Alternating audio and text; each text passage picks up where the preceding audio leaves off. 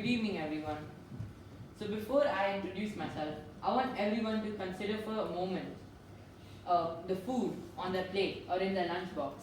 Have you ever paused to ponder upon its origin and where it actually started its journey from to reach your plate or your lunchbox? Let me give you a second to think about it. Well, most of you would have had the right thoughts. All of our food comes from the same process: farming, agriculture. Yes. And in fact, did you know farming and agriculture is what we use almost 40% of all our land for? Yes, 40%. So out of every 10 acres, we use 4 acres for agriculture.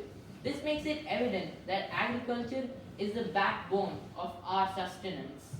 And today, however, we face pressing challenges like climate change and the need to feed an ever-growing population.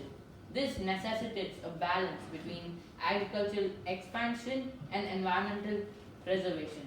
So, ladies and gentlemen, today I welcome you all to the second agricultural revolution, where technology and humanity come hand in hand, where we use every inch of land to optimally feed our ever-growing population.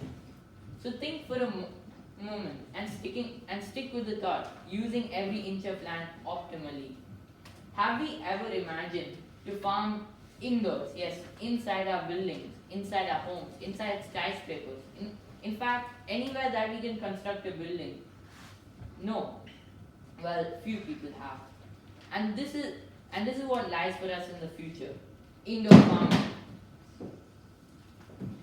But let me take you back in the past to when the first person had actually conceptualized indoor farming and had brought it to life.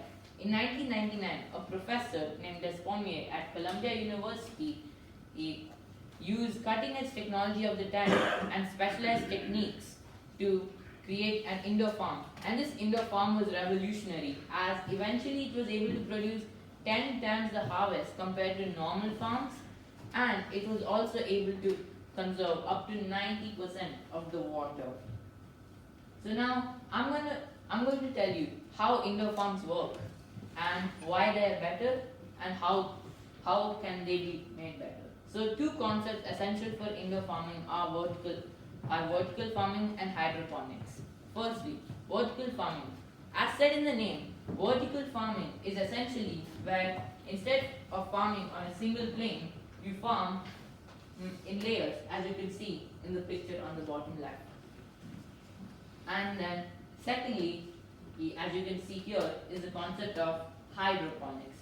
So as you can see in the picture, I've removed the soil and added water, if you can understand that. So hydroponics is where you remove the soil and replace it with water.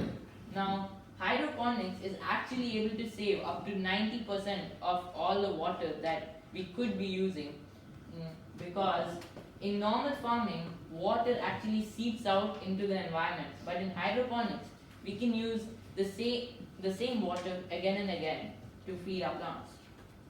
Not only that, but hydroponics, it also enables us to fortify our plants with specialized nutrients that can fortify them from detrimental diseases. And this gets me on to my second part. Why is indoor farming better? Firstly, indoor farming can be merged with technology and automated to make it much more productive, reducing human labor. Secondly, we don't need to face from black swan events which can ruin our harvest and cause famines, as indoor farms are shielded from external factors, preventing famine. Thirdly, since they're indoor, they are shielded from many types of insects like locusts, which make our food 100% organic and also eliminate the need to use expensive pesticides. And indoor farming is relatively easy to maintain and install.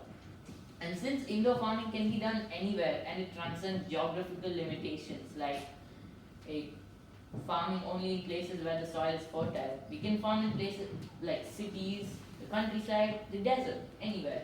This enables us to save a lot of land, which we can use for different purposes like reforestation.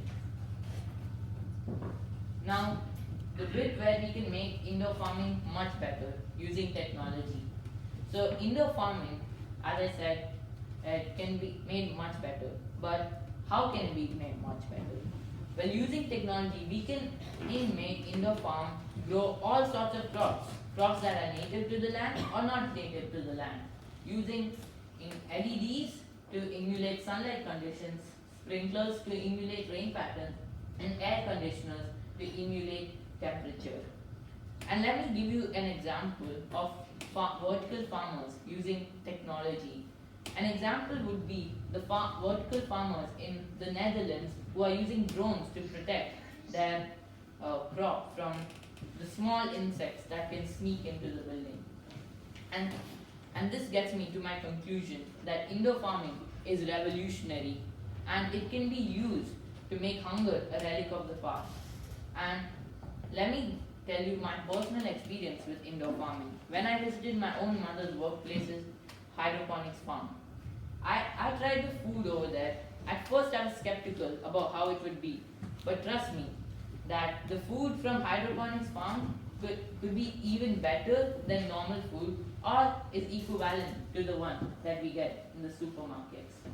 Lastly, indoor farming has already been implemented in places like London and Singapore as the governments realize that it's a revolutionary approach which is much better than conventional farming. And thus, I believe that the world should embrace indoor farming to make hunger a relic of the past. Thank you.